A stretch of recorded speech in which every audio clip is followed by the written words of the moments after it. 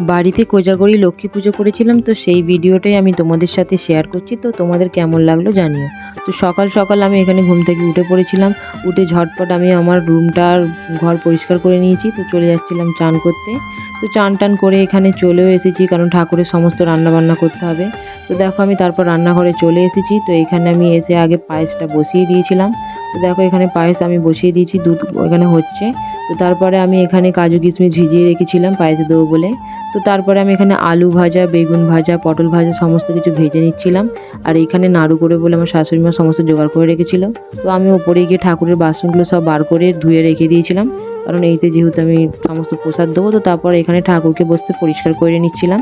তো দেখো আমি এখানে তারপরে সমস্ত আলপনা দিচ্ছিলাম, পুরো ঠাকুরটা যেখানে বসানো হবে, পুরো ঠাকুরের জায়গা থেকে সিঁড়ি, আমার গেট, মেন গেট সমস্ত জায়গায় আমি আলপনা দিয়ে নিয়েছি। দেখো কেমন লাগছে। তখন সবে দিয়েছি তো অতটা শোক হয়নি।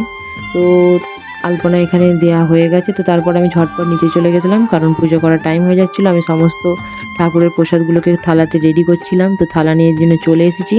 দেখো এখানে একটা একটা করে আমি সমস্ত নিজের হাতে সাজিয়ে নিচ্ছিলাম। এখানে লুচি, ভাজাভুজি সব আছে, ওইখানে চিড়ে মুরগি আছে, এখানে লাড্ডু, এই নাড়ু আছে।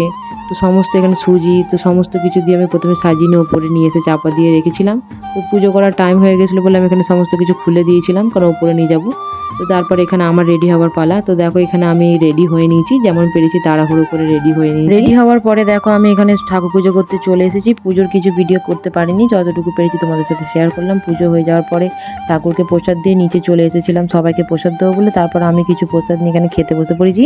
তো পরের দিন সমস্ত ঠাকুরের বাসনগুলোকে মেজে নিয়েছিলাম। তো এই হলো আমার লক্ষ্মী পুজো।